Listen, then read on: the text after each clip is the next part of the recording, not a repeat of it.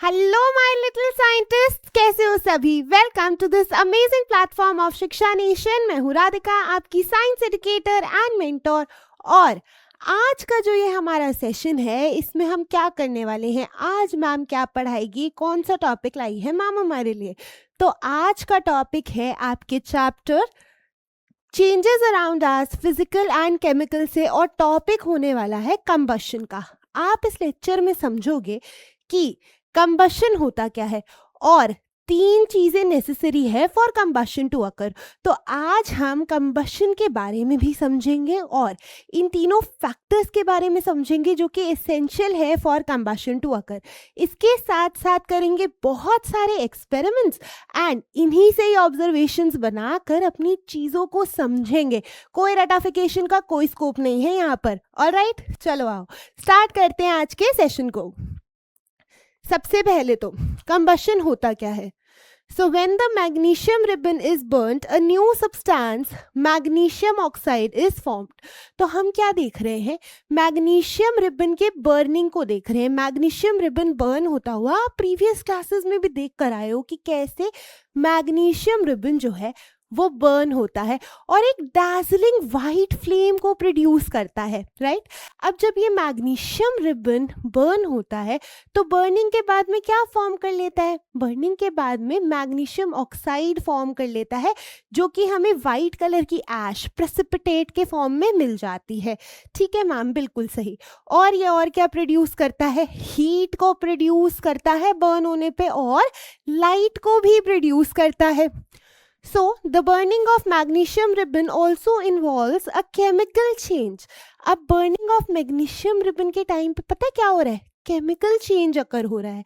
ये chemical change कैसा है, ये केमिकल चेंज ऐसा है जिसकी वजह से मैग्नीशियम रिबन में जो मैग्नीशियम प्रेजेंट है उसकी प्रॉपर्टीज चेंज हो जाएगी। ये मैग्नीशियम जो है एयर में प्रेजेंट ऑक्सीजन के साथ में रिएक्ट करेगा एंड एज अ रिजल्ट पता है क्या फॉर्म करेगा, मैग्नीशियम ऑक्साइड फॉर्म करेगा, जो कि हमें एक वाइट कलर के ऐश के फॉर्म में मिलेगी।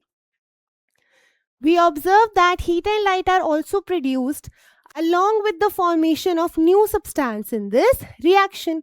तो हम ऑब्जर्व कर सकते हैं कि हीट भी प्रोड्यूस होती है और लाइट भी प्रोड्यूस होती है इस पर्टिकुलर रिएक्शन में, along with the formation of a new substance that is magnesium oxide. The burning of magnesium ribbon can be represented as, so combustion के लिए, burning of magnesium ribbon के लिए हमारे पास में एक chemical equation given है. This chemical equation says that magnesium that is in the form of ribbon plus oxygen जो कि एयर में प्रेजेंट है, it gives out magnesium oxide जो कि हमें वाइट पाउडर के फॉर्म में मिल जाती है एंड हीट एंड लाइट भी प्रोड्यूस होती है as a result of this particular reaction. तो यहाँ तक आप लोग कंबशन का थोड़ा बहुत मतलब तो समझ गए होंगे, है ना। कंबशन एक ऐसी प्रोसेस है जिसमें एक गिवन सब्सटेंस ऑक्सीजन के साथ में रिएक्ट कर रहा है, जिसकी वजह से एक न्यू सब्सटेंस फॉर्म हो रहा है and along with that heat पक्का प्रोड्यूस होगी।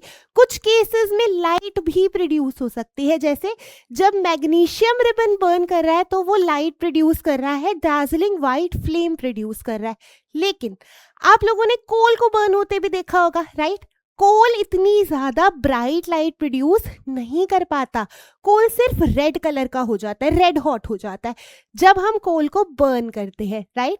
तो ये जो लाइट का प्रोडक्शन है in the process of combustion, ये या तो हो भी सकता है या नहीं भी हो सकता, ठीक है, समझे। तो कंबशन को आप जब भी डिफाइन करोगे आप क्या बोलोगे, it is the process where a substance reacts with oxygen and heat slash और लाइट इज ऑल्सो प्रोड्यूस। ठीक है, हीट हमेशा प्रोड्यूस होगी as a result of combustion, लेकिन लाइट का प्रोजेक्शन जो है, लाइट जो प्रोड्यूस हो रही है वो हो भी सकती है कुछ केमिकल रिएक्शंस में ऑफ कंबशन और कुछ में नहीं भी हो सकती, याद रखना है आपको।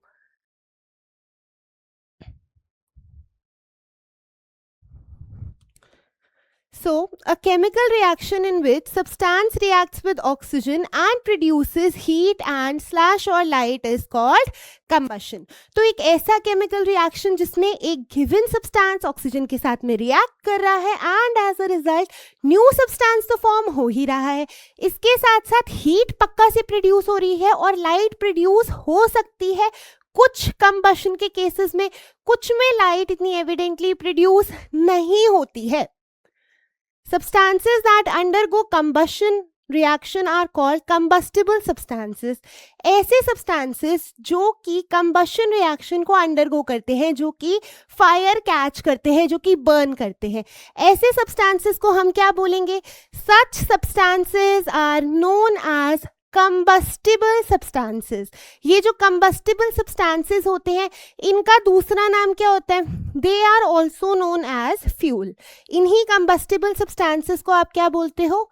इन्हीं combustible substances को fuel बोलते हो. ठीक है, तो कभी भी अगर आपको कुछ भी burn करना है तो fuel होता है बहुत essential, right? Combustible substance को ही हम fuel बोलते हैं. Clear? एग्जाम्पल्स है would, paper, cotton, kerosene etcetera. ये सभी एज कंबस्टिबल सब्सटेंसेस हम लोग इनको ऑब्जर्व कर सकते हैं या देख सकते हैं. आई होप यहाँ तक सभी चीजें क्लियर हैं. अब हम कुछ इन्वेस्टिगेट करने वाले हैं और इन्हीं इन्वेस्टिगेशंस के थ्रू हम पता करने वाले हैं कि हमें आखिर चाहिए क्या चीज़ें हैं, क्या चीज़ें एसेंशियल हैं, नेसेसरी हैं फॉर कंबशन टू अकर. ठीक है, पहली चीज तो पक्का से कंबस्टिबल सब्सटेंस या फिर फ्यूल होगा. अगर कोई कंबस्टिबल सब्सटेंस हमारे पास है ही नहीं तो हम आग किस में लगाएंगे, कंबशन किसका करेंगे भाई, हो ही नहीं पाएगा ना. तो इतना तो हमें समझ में आ गया दैट अ कंबस्टिबल सब्सटेंस और a fuel is required for combustion to occur, right. दूसरी चीज हमें क्या चाहिए? दूसरी चीज जो हमें चाहिए है वो भी आपको डेफिनेशन से ही पता चल गई होगी. When a substance reacts with oxygen present in air combustion occurs. तो ऑक्सीजन इन एयर का कितना इंपॉर्टेंट रोल है कंबशन में? बहुत इंपॉर्टेंट रोल है मैम. अगर ऑक्सीजन नहीं होगा तो कंबशन हो ही नहीं पाएगी, क्योंकि डेफिनेशन क्लियरली बोल रही है कि सब्सटेंस को ऑक्सीजन के साथ में रिएक्ट करना है in order for combustion to occur.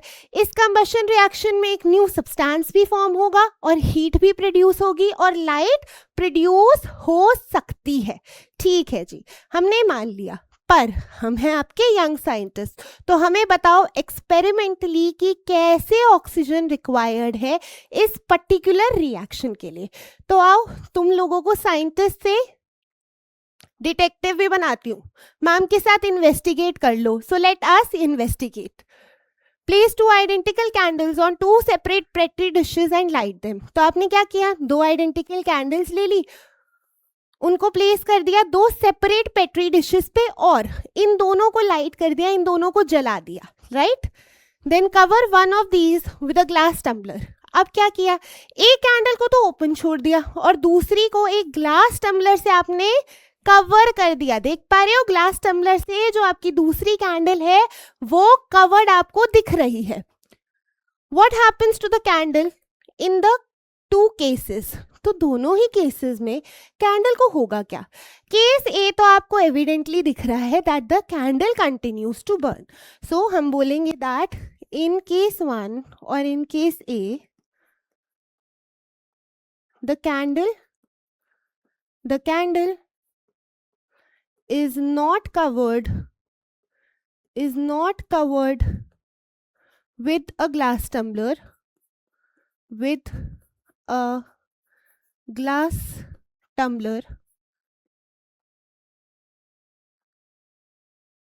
so it continues to burn. ठीक है, तो कैंडल ग्लास टम्बलर से कवर्ड है ही नहीं तो ये कंटिन्यू कर रही है बर्न करना. लेकिन केस 2 में या केस बी में क्या देख सकते हो? The candle that is covered with the glass tumbler stops burning, right. So in case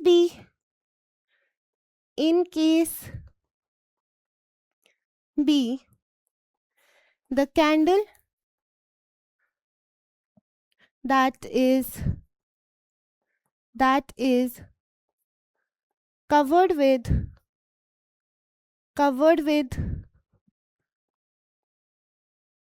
the glass tumbler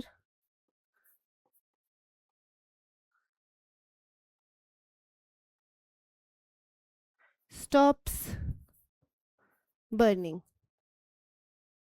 ठीक है, तो ऐसी कैंडल जो कि ग्लास टम्बलर से कवर्ड है, अब वो जल नहीं रही है, एक्सटिंग्विश हो गई, बुझ गई, इट हैज स्टॉप्ड बर्निंग. क्यों हुआ ऐसा? क्योंकि जो कैंडल ए आप देख रहे हो उसको एक प्रॉपर सप्लाई ऑफ ऑक्सीजन मिल रही है. ये ऑक्सीजन एयर में ही प्रेजेंट है ना. लेकिन जो कैंडल बी आप देख रहे हो इसके साथ क्या हो रहा है, इसका जो ऑक्सीजन सप्लाई है वो कट हो जा रहा है. पर मैम जो एम्प्टी स्पेस है अंडर द ग्लास जार उसको किसने फिल करा है? उसको भी तो मैम एयर नहीं फिल करा है. ये जितनी भी एम्प्टी स्पेस हम यहाँ पर देख रहे हैं जो ग्लास जार के अंदर है, यहाँ पे भी तो मैम एयर ही प्रेजेंट है.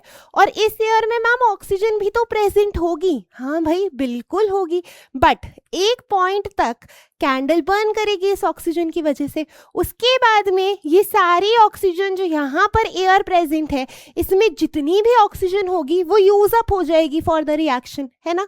जैसे ही ये ऑक्सीजन यूज अप हो जाएगी वैसे ही इस बेचारी कैंडल का बर्न होना हो जाएगा बंद. और आप देख पाओगे कि इसकी जो विक है अब उसके ऊपर फ्लेम नहीं है, ये सिर्फ एक स्मोक एमिट कर रही है और थोड़ी देर के बाद में वो स्मोक भी चली जाएगी. राइट. सो यहाँ पे हमें क्या समझ में आया? ऑक्सीजन तो मैम एसेंशियल है फॉर कंबशन टू अकर, है ना. ऑब्जर्वेशन क्या है हमारी? We observe that the candle that was not covered continues to burn. तो ऐसी कैंडल जो कवर्ड नहीं है वो तो कंटिन्यूसली क्या कर रही है? वो तो कंटिन्यूसली बर्न कर रही है. Whereas the candle that was covered with a glass tumbler stops burning.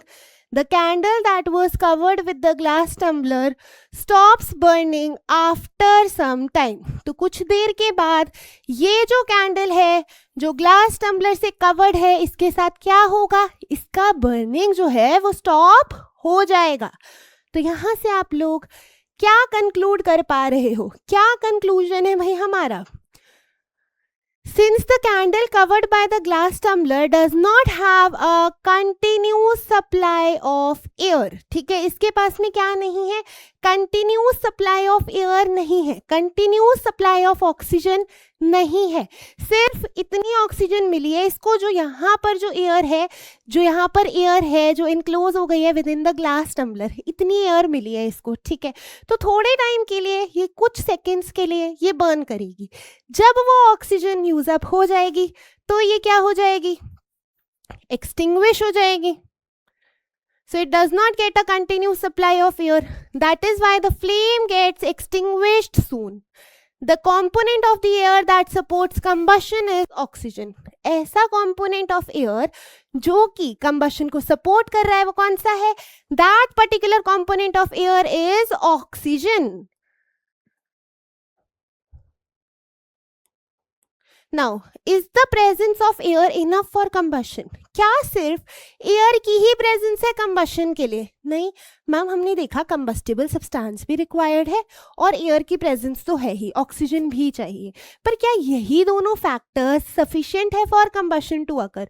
कोई हीट, कोई टेम्परेचर, ये सब चीज़ नहीं रिक्वायर्ड क्या? अरे भाई बिल्कुल है. जब तक किसी सब्सटेंस को हीट नहीं करोगे एक पर्टिकुलर टेम्परेचर तक, तब तक वो कंबशन नहीं कैरी आउट करके दिखा पाएगा. वो कंबस्टिबल है, but for combustion to occur आपको उसको हीट अप तो करना पड़ जाएगा ना, है ना. जैसे कि पेपर भी कंबस्टिबल है, बट पेपर को अगर मैं यहीं पे ही अपने हाथ में लेके खड़ी रहूं तो क्या उस पे ऐसे ही फायर आ जाएगी? क्या ऐसे ही वो बर्न होना शुरू हो जाएगा? नहीं नहीं मैम, ऐसा तो नहीं होता. पेपर पे तो हम सब रोज ही लिख रहे हैं, ऐसे थोड़ी ना पेपर फायर कैच कर लेता है. We have to heat the paper to a particular temperature for it to show the combustion reaction. बिल्कुल सही. तो अब बात करने वाले हैं उसी टेम्परेचर की. We learned above that combustible substance and oxygen are necessary for combustion. तो इतना तो पता चल गया मैम कि combustible substances चाहिए और oxygen चाहिए for combustion to occur. We also know that paper is a combustible substance, but we can keep it in the air from any length of time without it catching fire. तो हमें ये भी पता है ma'am कि paper एक combustible substance है, वो फायर को कैच कर सकता है, वो बर्न कर सकता है, लेकिन हम तो पेपर को कितने भी टाइम के लिए ऐसे ही ओपन रख सकते हैं एयर में, तो वो जलता क्यों नहीं है? What is the reason? What else is needed to start combustion? तो इसका मतलब मैम एक और फैक्टर पक्का से चाहिए होगा, पक्का एसेंशियल होगा फॉर कंबशन टू अकर. सो क्या एडिशनल फैक्टर चाहिए फॉर कंबशन टू अकर? चलो बताती हूँ, समझो मैम के साथ. फिर से अब यंग साइंटिस्ट्स बन रहे हैं डिटेक्टिव्स और मैम के साथ इन्वेस्टिगेट करना स्टार्ट कर रहे हैं. लेकिन एक वार्निंग है या डिस्क्लेमर है before we start with this particular experiment. Cautious रहना है हमें. क्यों? क्योंकि यहाँ पर हम आग से खेलने वाले हैं, है ना? खेलने नहीं वाले हैं एग्जैक्टली, हम लोग कुछ एक ऐसी एक्टिविटी करने वाले हैं जिसमें फायर अराइज होगी. तो आप लोगों को अपना ध्यान रखना है, सेफ रहना है, ताकि आप लोग इस फायर को कैच ना करो. So perform this activity under the supervision of your teacher और एन अडल्ट. हम जब भी ऐसी कोई एक्टिविटी करेंगे हम हमेशा इंश्योर करेंगे that some teacher is there with us और an adult is there with us, so that हम लोग इस फायर से सेफ रह सके. Alright, hold a piece of paper with a pair of tongs and bring a lighted match stick to it. अब आपको क्या करना है? एक पेपर लेना है, टोंग्स लेने, टोंग से उस पेपर को पकड़ना है और लाइटेड मैच स्टिक को इस पेपर के पास में लाना है. क्या होगा? पेपर फायर कैच कर लेगा, right? It quickly catches fire.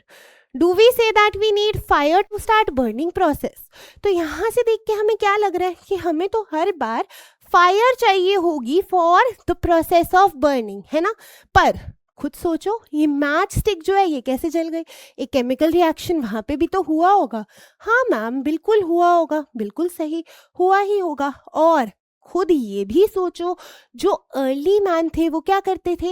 वो पत्थर घिस के फायर को प्रोड्यूस करते थे, क्योंकि हीट प्रोड्यूस होती है as a result of friction. हाँ मैम, ये भी बिल्कुल सही कह रहे हो.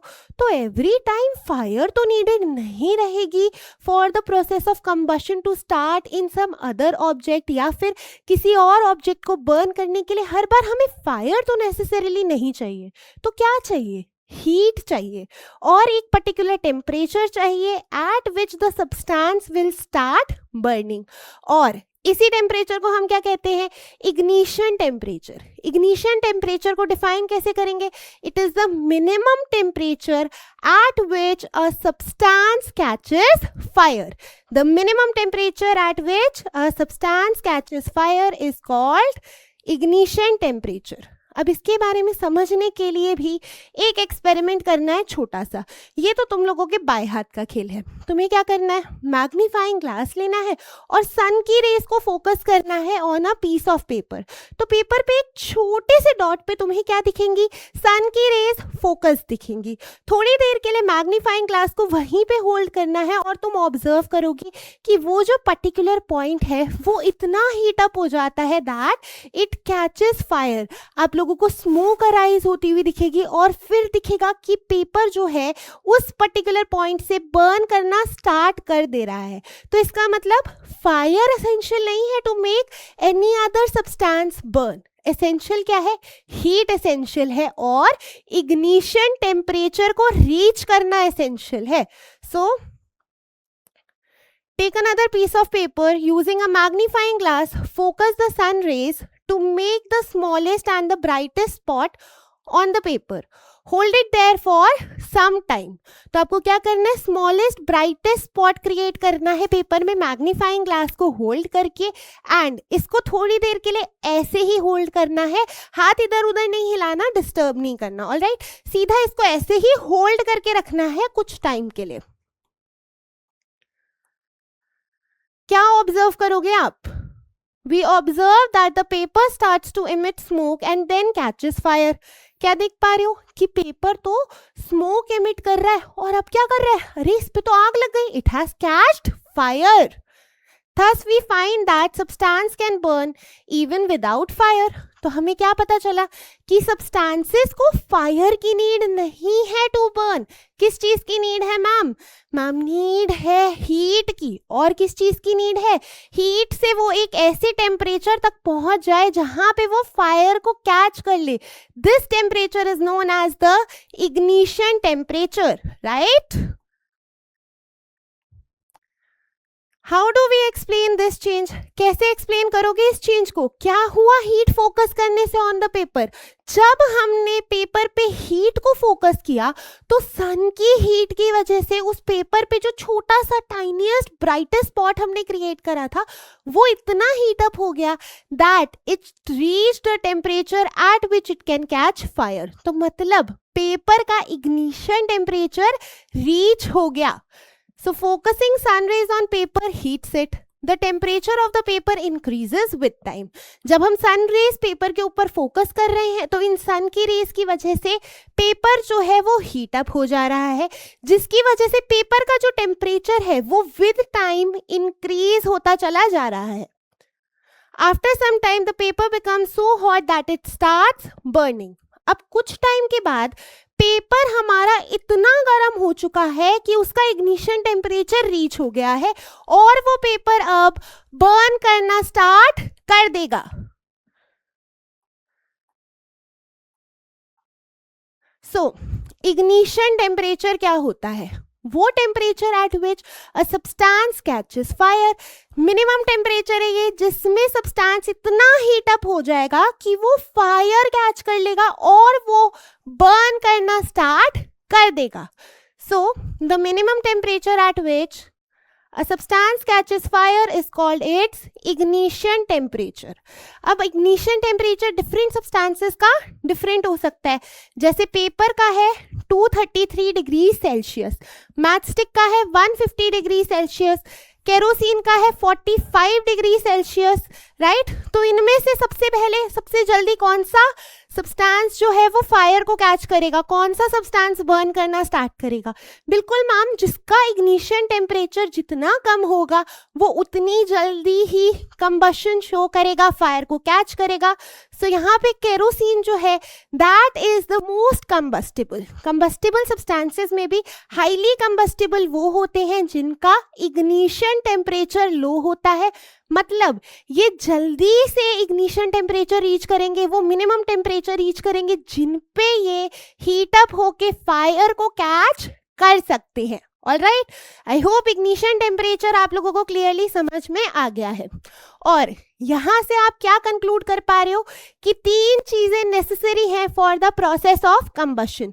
The first thing is definitely the combustible substance जिसको हम फ्यूल भी बोलते हैं। सेकेंड थिंग जो हमें डेफिनेशन से ही पता चल गई थी जो कि है ऑक्सीजन। ऑक्सीजन की भी बहुत ज़्यादा रिक्वायरमेंट है फॉर कंबशन टू अकर। और थर्ड थिंग क्या है? थर्ड थिंग है heating the substance up to its ignition temperature. तो ये 3 फैक्टर्स बहुत एसेंशियल है for combustion to occur. We can conclude that for combustion process to occur, there are 3 requirements. कौन सी 3 requirements है ये? First requirement is a combustible substance जिसको आप fuel नाम से भी जानते हो. Then we need oxygen and the heat that allows the fuel to reach its ignition temperature. तो ये डायग्राम भी है आपके लिए बहुत इंपॉर्टेंट। फ्यूल की रिक्वायरमेंट है ऑक्सीजन की और हीट की for combustion to occur. I hope सारी चीजें कंबशन से रिलेटेड आप लोगों के माइंड में क्लियरली सेट हो गई हैं। अब मैं करूंगी आज के सेशन को यहीं पे एंड।